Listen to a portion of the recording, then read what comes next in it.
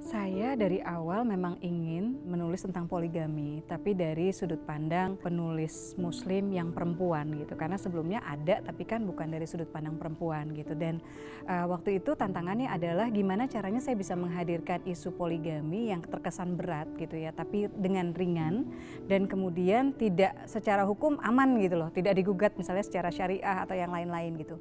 Tujuannya cuma pengen para laki-laki memahami sih perasaan perempuan. Kalau ditanya bagaimana, itu rumusnya cuman baca.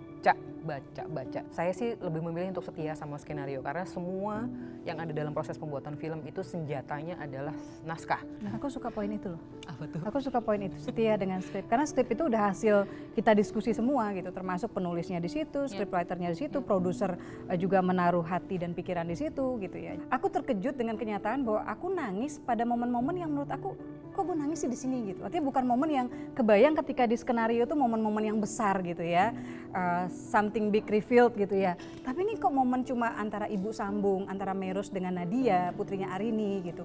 Kok aku bisa nangis ya? Itu sih yang aku terkejutnya gitu loh Mbak, bahwa ini thank you ya. Terima kasih Mas Ma.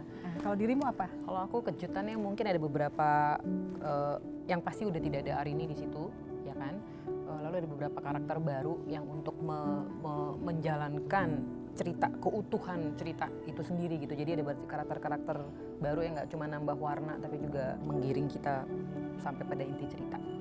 Sebenarnya ini film momennya itu bisa untuk kembali menghangatkan. Semoga itu bisa menjadi cermin lah ya, kalau misalnya kita mengalami hal tersebut tuh bisa menghangatkan lagi. Iya, yang jelas kalau buat Asma ini film yang paket komplit buat keluarga Indonesia untuk menontonnya. Jadi selain performa drama yang ditampilkan sangat kuat gitu oleh aktor-aktris garis depan Indonesia gitu, tapi juga ada sederet komika di sana yang akan membuat kamu tidak hanya menangis tapi ketawa, habis itu menangis, habis itu ketawa lagi gitu. Dan ini really fun to watch gitu. Jadi semua bisa menonton, dan yang masih ada ikatan dengan mantan, please nonton.